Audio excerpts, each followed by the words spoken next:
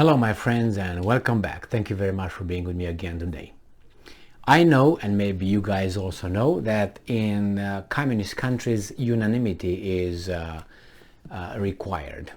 That means if an idea is put forth, then everybody has to agree with it or disagree. It's all or nothing. If you are on the opposite aisle, then you risk retaliation from the majority, the mob.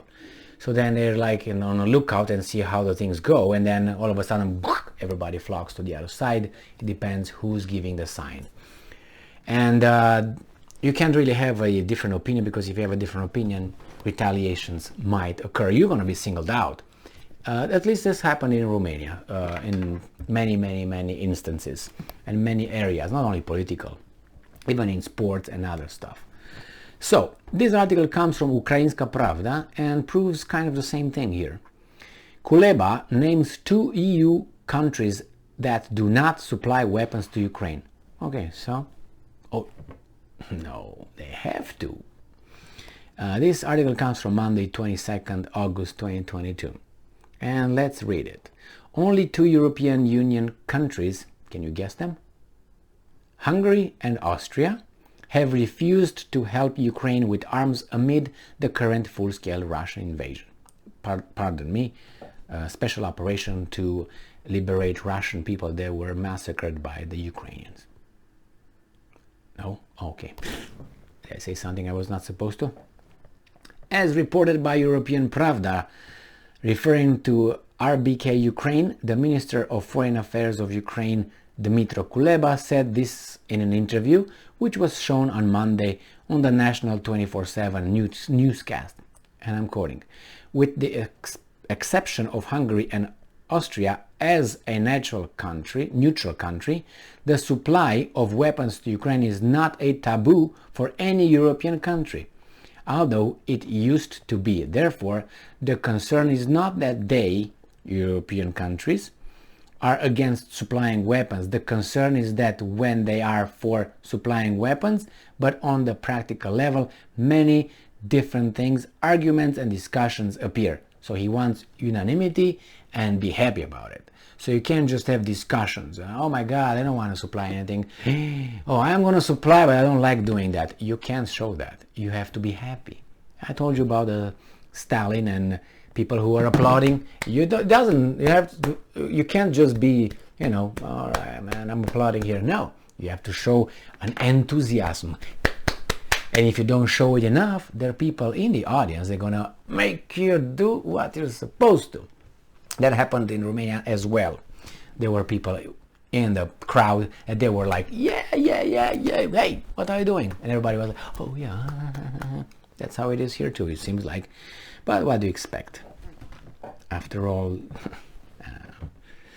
all right, so it says here that the Minister of Foreign Affairs added that the political discussions of the Western partners, they're no partners, it's just, how do you call it, enslaved country, or if you want, vassal states and one owner.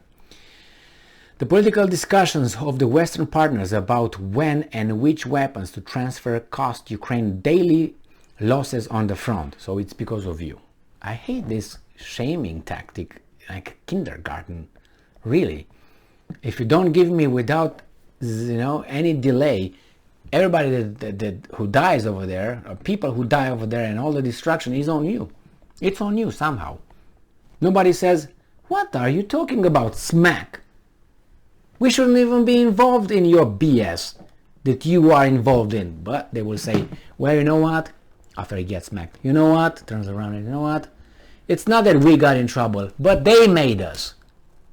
Oh, so they don't want these guys to spill the beans. We all know. So, in July, Levente Magyar, the Deputy Minister of Foreign Affairs of Hungary, during a visit to Lviv, said that Budapest is ready to pass all aid provided by other countries to Ukraine through its territory, including military aid. So what else do you want? What did you do for me today? Remember? Zelensky and Mihal? And this case is Kuleba. Earlier, Josep Borrell, the EU High Representative for Foreign Policy and Security Policy. He was never voted by I'm talking about the European population, citizenry. No, they didn't vote. It was voted by other areas. So this Joseph Borrell announced a mission to train the Ukrainian military in a country neighboring Ukraine. Who's neighboring Ukraine? Hungary. Oh my God! So that's what it is. They try to make everybody, march in lockstep over there, and don't break the line and stay straight. Help the Ukrainians. I don't know why, but because the boss requires it, and that's it. You'll be called out. You can't be independent. You can't have any other. I don't know. You don't want to deal with this. It's not my business.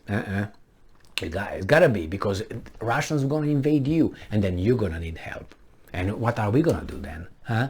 I mean, they give you alternatives like in the kindergarten, alternatives. No, how about the Russians will come and give us all candies, and they will never invade us, but they will give us gold and diamonds and oil for free.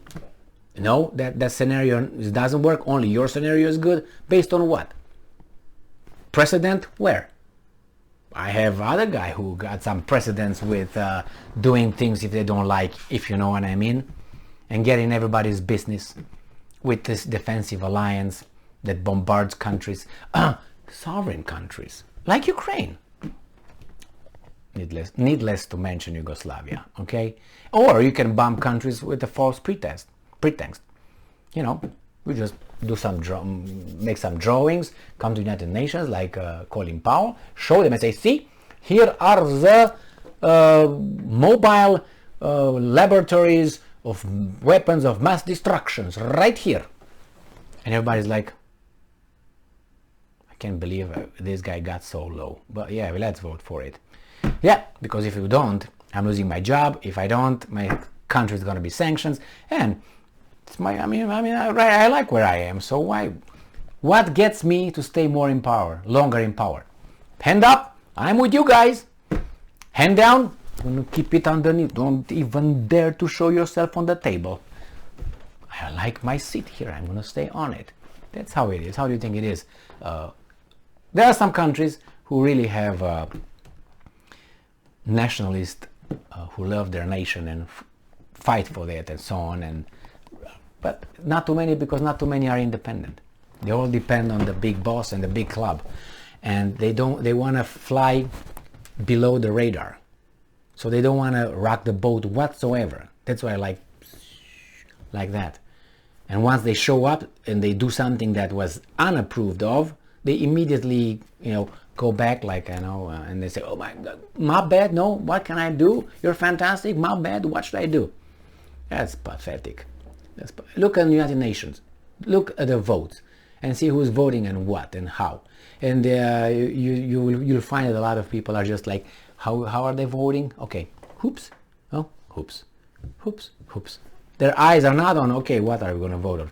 How are they going to vote? But they already know how, because they know the politics anyway. Thank you very much for being with me again today. Stay strong, stay smart, look for the truth, and be just.